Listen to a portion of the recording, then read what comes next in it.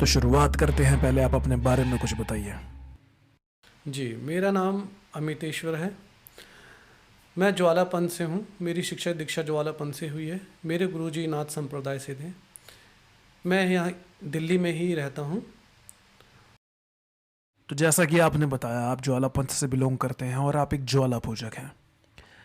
तो जिस दिन देवता ने आपको चुना जी।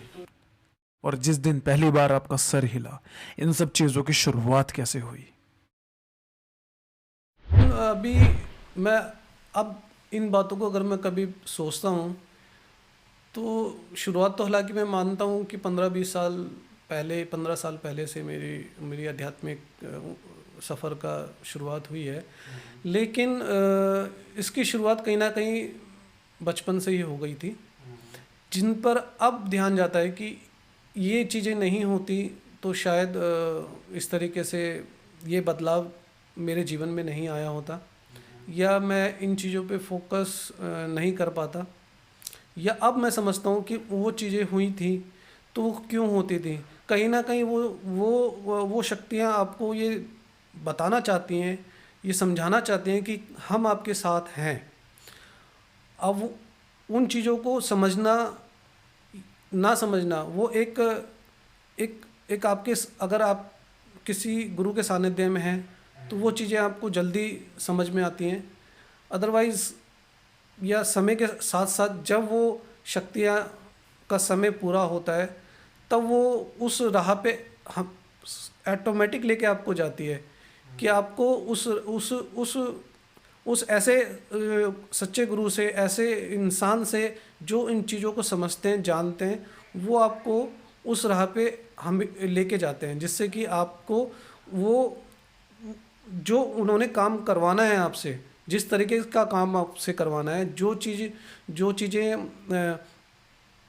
मतलब जिस जिस कार्य के लिए आप इस धरती पे आए हो, आप हालांकि आपने, अब हर बच्चा जब छोटा होता है तो सोचता है कि मैं डॉक्टर बनूंगा, बड़े होके मैं इंजीनियर बनूंगा, मैं ये बनूंगा, मैं वो बनूंगा, लेकिन कभी कोई ये नहीं सोचता कि मैं भगत बनूंगा। फिर भी लोग भगत बन जाते हैं। तो वो कैसे होता है? वो कहीं ना कहीं आपकी और देवता की, उनकी एक एक एक तालमेल होता है। और वो तालमेल आज का नहीं होता है, वो तालमेल जन्मों का होता है, वो पहले से होता है, वो हमेशा का होता है और शायद आगे भी रहेगा। क्या आपके साथ बचपन में कुछ ऐसा हुआ है या कोई ऐसा इंसिडेंट जो कि क्लियर इंडिकेशन हो कि चीज़ें पहले दिन से ही तैयार थी पर आपने किसी कारण उसे इग्नोर कर दिया, जिसका एहसास अब आपको होता हो? हाँ, कुछ घटनाएं तो मुझे आज भी याद हैं।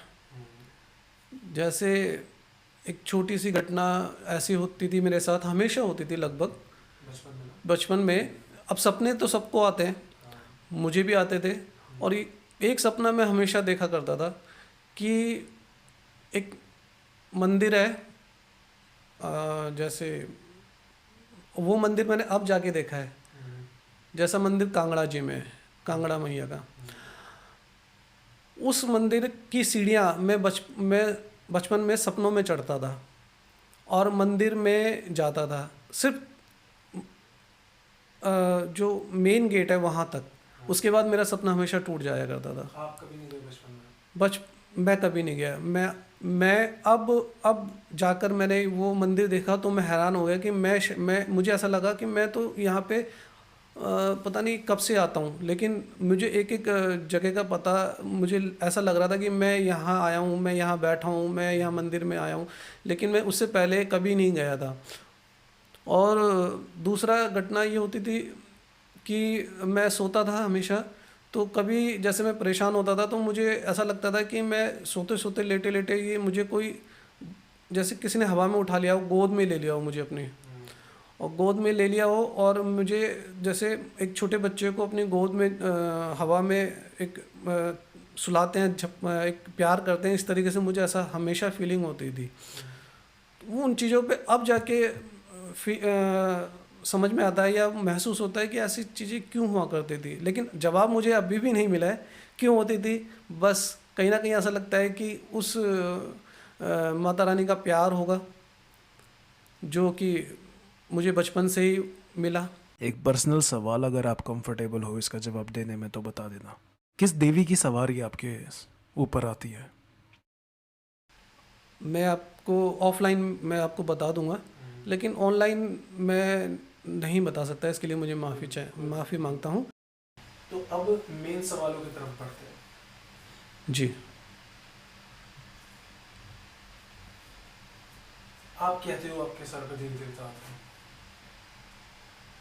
कई इंसान ऐसे होते हैं जैसे किसी के ऊपर सिर्फ एक देवी देवता आते हैं, जी। किसी पे कई प्रकार के देवी देवता आते हैं, कईयों पे प्रेत आते हैं और बाकी सब कई भूत पीड़ा से पोजेस होते हैं। आपके ऊपर सिर्फ एक ही देवी की सवारी आती है कि और भी देवी देवता आते हैं? अगर चाहो तो छोड़ सकते हो, चाहो तो हिंट में दे सकते हो जवाब, या फिर खुलकर भी बता सकते हो। मेरे साथ अभी तक जिनके आगे भी मैंने, जो भी मेरे पूर्वज मेरे देवी देवता रहे हैं, और मेरे गुरु के आशीर्वाद से जो मुझे प्राप्त हुआ है, उन सब का सानिध्य मुझे मिला है और है मेरे साथ। मैं इतना ही कहना चाहूँगा।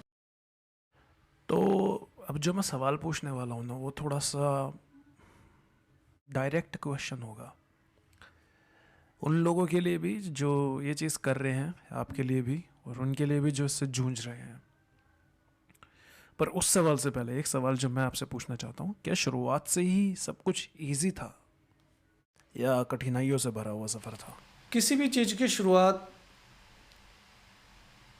इतनी आसानी से और इतने अगर आपको मिल जाए, चलो मैं आपको बताता हूँ, अगर कोई आपको 1 लाख रुपए दे दे आपको और कहे कि ठीक है ये आपके हैं, तो आपने तो उसके पीछे कोई मेहनत नहीं करी, आपने कुछ नहीं किया, तो आपको क्या उस 1 लाख रुपए की वैल्यू पता है? नहीं। क्यों नहीं? क्योंकि आपने उसके पीछे मेहनत नहीं की, आपको नहीं पता उसके पीछे आपने कितनी मेहनत करके कैसे कैसे कितने दिन में उसको कमाया है, कैसे इकट्ठा किया है और किस मेहनत से उसको इकट्ठा किया है। आपको 1 लाख रुपया दे दिया जाएगा, आप 1 मिनट भी नहीं लगाएंगे उसे खर्च करने में, ठीक है। अब उसी 1 लाख रुपए को अगर आप दिन रात मेहनत कर कर, मजदूरी कर कर अगर आप कमाते हैं, तो आप उसमें से 1 रुपया खर्च करने के लिए भी 1 लाख बार सोचेंगे। तो वही चीज़ें होती हैं कि मेहनत, और हालांकि बिना मेहनत के तो कोई भी चीज़ प्राप्त नहीं होती है। हमें खाना भी खाना है तो उसके लिए भी हमें मेहनत करनी पड़ती है, निवाला भी मुंह तक ले जाना पड़ता है, उसे चबाना पड़ता है, जब ही हम अपना पेट भर पाएंगे।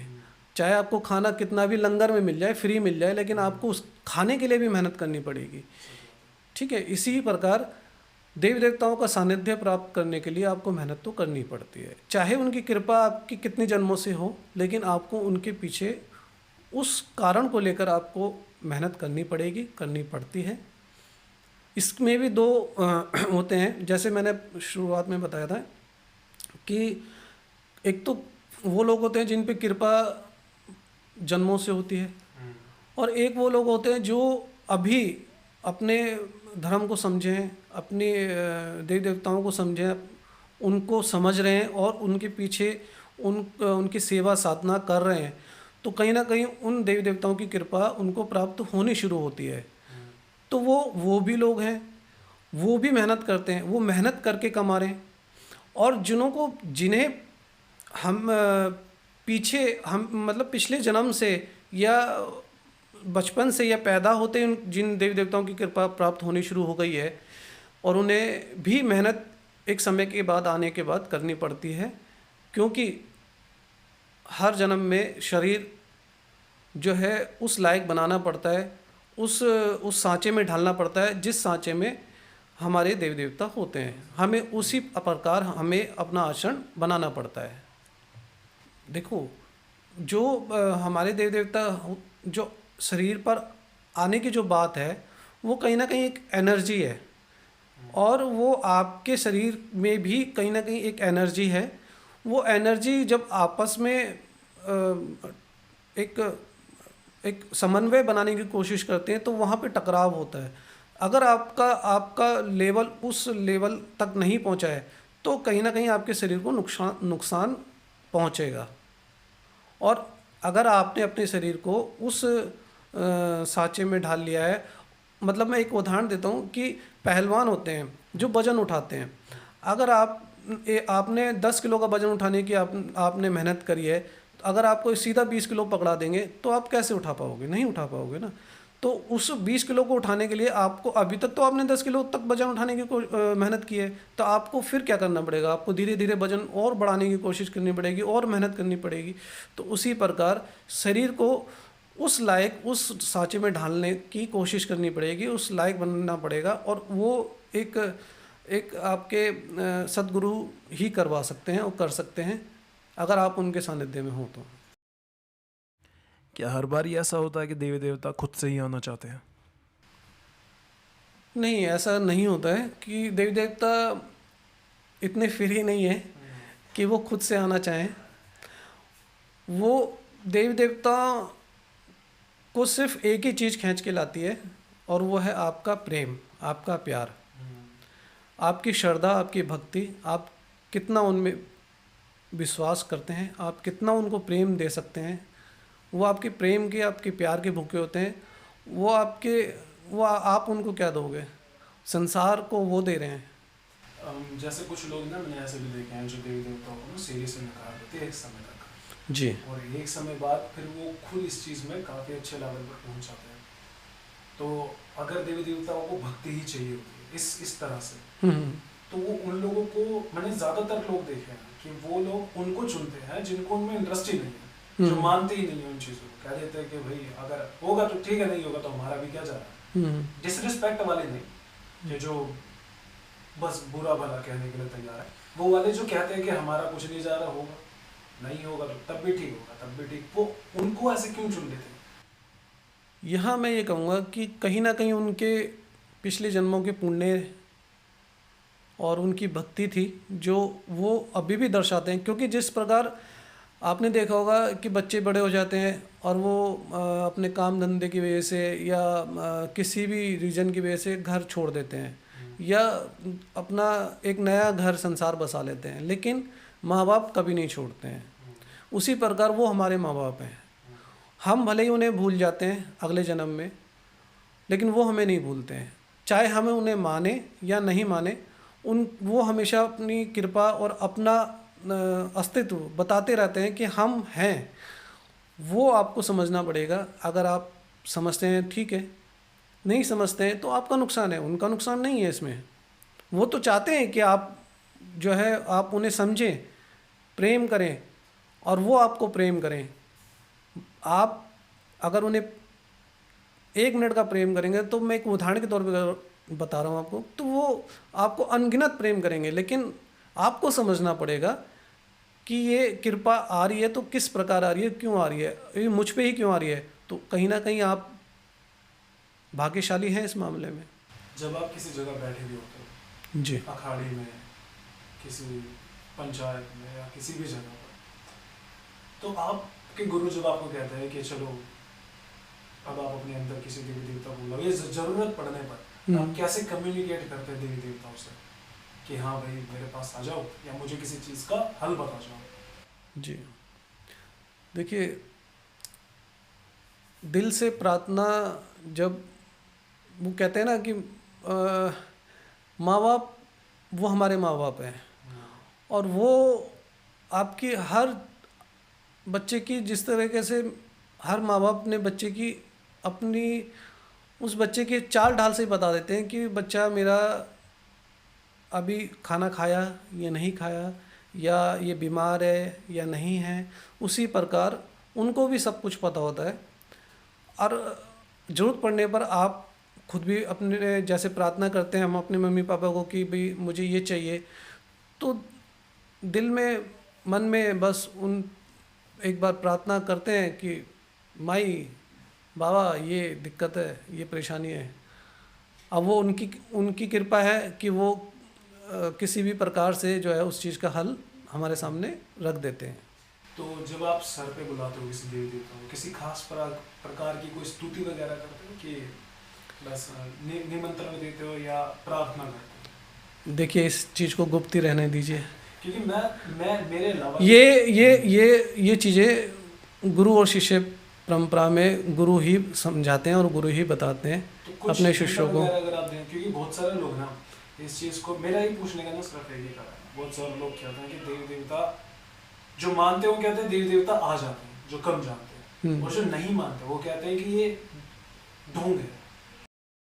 अगर कोई व्यक्ति ढोंग कर रहा है तो वो नहीं जानेगा कि असल में क्या होता है, इसलिए आप ना भी बताएं तो अच्छा है, लेकिन कुछ हिंट तो दीजिए ताकि लोगों को समझ आए कि ओके कुछ तो होता है जो समझ में आने की ज़रूरत है। आपका सवाल यह है कि किस प्रकार से क्या स्तुति की जाती है या क्या प्रार्थना की जाती है जिससे कि वो फला फला देवी देवता जो है आते हैं। देखिए ये जो सच्चे भक्त होते हैं ना, उन्हें ना तो कोई स्तुति करने की जरूरत पड़ती है और ना ही कोई प्रार्थना करने की जरूरत पड़ती है, ना ही कुछ करने की जरूरत, कुछ नहीं। एक आपकी एक समय होती है, जिस प्रकार फर्स्ट क्लास होती है, फिर फिफ्थ होती है, फिर 10th तक बच्चा आता है, 12th आता है, फिर 12वीं के बाद वो बच्चा कॉलेज जाता है। उसी प्रकार जो है ना एक समय तक जो है अपने गुरु से शिक्षा दीक्षा लेने के बाद कि किस तरीके से क्या होगा, कैसे करना होगा, कब किस सिचुएशन में क्या किस हालात से किस तरीके से निपटना है, वो एक गुरु ही एक प्रैक्टिकली रूप में बता पाते हैं और समझा सकते हैं, और वो आप प्रैक्टिकली समझ सकते हो। इस चीज़ को मैं थ्योरिकली समझाऊं तो ना तो मेरा समझाने मैं समझा पाऊंगा, ना ही है आप समझ पाएंगे, क्योंकि ये चीज़ एक फीलिंग करने वाली बात होती है। उस चीज़ को एक साधना होता है। देव देवता जैसे मैंने कहा था शुरू में ही कि आपको मेहनत तो करनी पड़ती है, भले ही कितनी कृपा आपके ऊपर देव देवता की हो, लेकिन आपको उनके उनके उनके साथ समन्वय बैठाने के लिए अपने आप को उनके सांचे में ढालने के लिए आपको पकना पड़ेगा, तपना पड़ेगा और उस सांचे में ढलना पड़ेगा। तभी आपको मेहनत करनी पड़ेगी, तभी आप जो है उस लायक बन पाओगे। तो उस लायक बनने के लिए आपको मेहनत करनी पड़ती है। जब मेहनत करनी पड़ती है तो आपको सेवा साधना करनी पड़ती है। जब सेवा साधना करते हैं तो कहीं ना कहीं उन देवी देवताओं की कृपा आपको प्राप्त होनी शुरू हो जाती है। और जब भी आप ज़रूरत पड़ने पर, जब भी आप जो है उनसे बस ये कहते हैं कि प्रार्थना करते हैं कि बाबा कृपा करो, तो कृपा उनकी शुरू हो जाती है। और कृपा तो हमेशा रहती है। जब आप उनको जब उस लेवल तक आप पहुंच जाते हो, जब आप उनको साध लेते हो, जब आप उस सेवा में आप पास हो जाते हो, तब आप अगले लेवल पे पहुंच जाते हो। तब आपको किसी तरीके की कुछ करने की ज़रूरत नहीं पड़ती है। बस आपका जो कार्य है, जो सेवा है, वो करते रहिए। तो अब आते हैं उस सवाल पे जो मैं आपसे पूछना चाहता था। क्या हो कि आपको लगता है कि देवी देवता आपके सर पर आते हैं, आपके ऊपर उनका आशीर्वाद है, लेकिन वो सब सिर्फ एक वहम हो? ठीक है, मैं मान लेता हूँ वहम है। चलो मैं आपकी बात को ही कहता हूँ कि वहम है, बिल्कुल वहम है। जो ये लाखों लोगों के साथ जो भी हो रहा है वो सब वहम है। ये एक्स्ट्रा ऑर्डिनरी लोग हैं, वो सब अपना अलग एक वहम में जी रहे हैं। बट क्या ये बीमारी है? क्या आप इसको बीमारी मानते हैं या क्या मानते हैं आप इसको? मेरे हिसाब से अगर आप वहम मानते हैं या बीमारी मानते हैं तो बीमारी भी है और वहम भी है। लेकिन अगर इस वहम से किसी का भला होता है या किसी का फ़ायदा होता है या किसी की धार्मिक उन्नति होती है तो मैं इस वहम में रहना चाहता हूँ। आप भगत हैं या तांत्रिक? जी, मैं तो एक छोटा सा सेवक हूँ। ना मैं भगत हूँ, ना मैं तांत्रिक हूँ। मेरे गुरु के द्वारा बताए गए मार्ग पे मैं चल रहा हूँ और बस छोटा सा सेवक हूँ, सेवा करता हूँ जैसी बात आगे महामाई की इच्छा। ठीक है।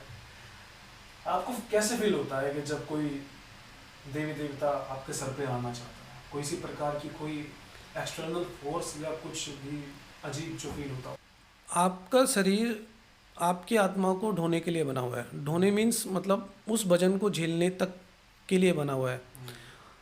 अगर इस शरीर पर 1 किलो वजन रखा है, तो हम उस आत्मा का अगर एक मिनट के लिए हम मान लेते हैं कि 1 किलो वजन है आत्मा का हमारे, और वो शरीर आदि है 1 किलो वजन ढोने के। अब उस शरीर पर अगर आप 10 किलो वजन और रख दो तो क्या होगा? फीलिंग आएगी, महसूस भी होगा आपको, दबाव भी होगा आपको, आप वजन से दबेंगे भी, आपको परेशानी भी होगी। तो वही सब चीज़ें होती हैं।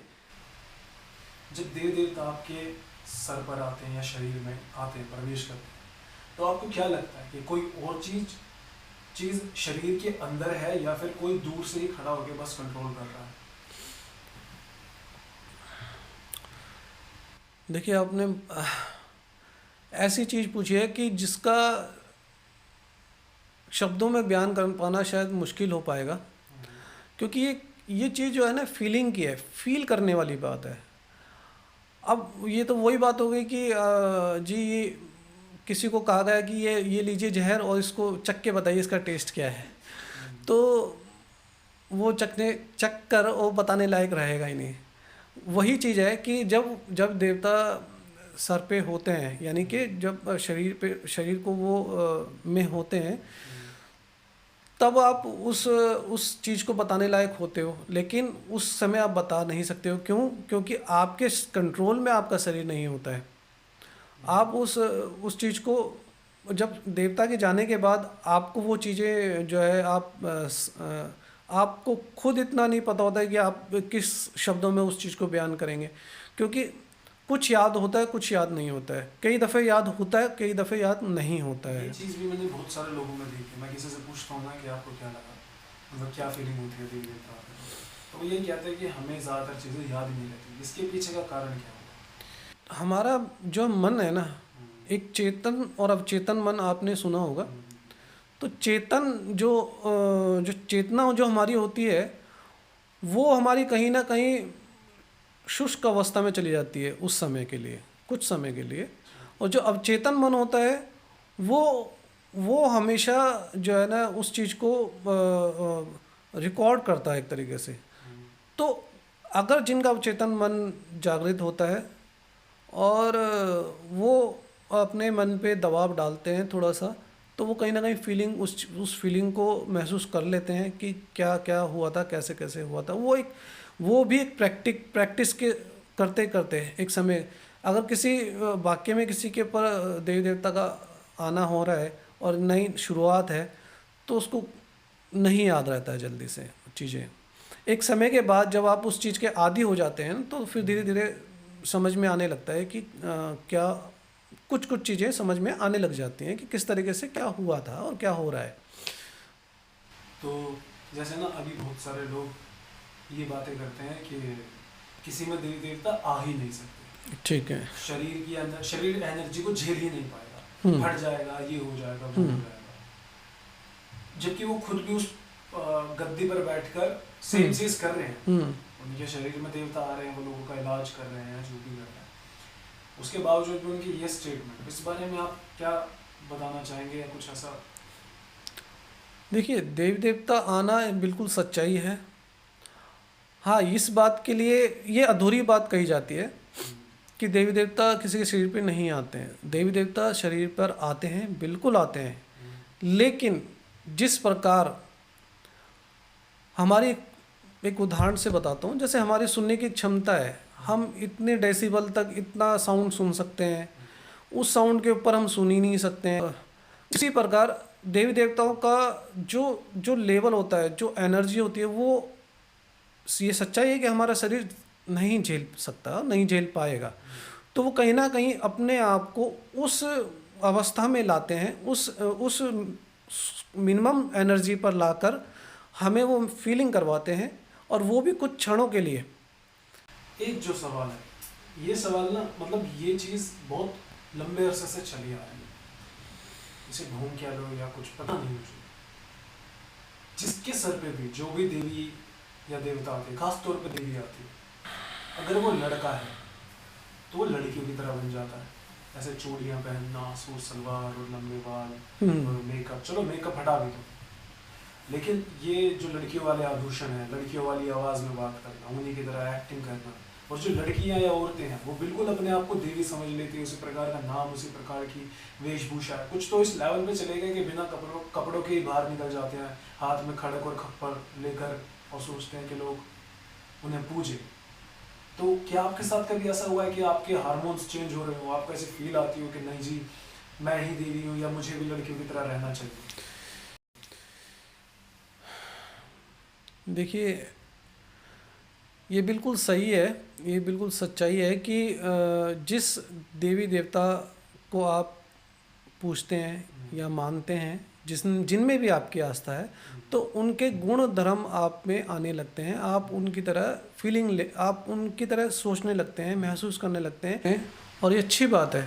जो आपके आदर्श हैं, जो आपके इष्ट हैं, जो आपके भगवान हैं, जो भी देवी देवता आप जिन में भी आपकी श्रद्धा है, आप उनके अनुरूप उनके आदर्शों को आप अपने जीवन में ढालते हैं, ये बहुत अच्छी बात है।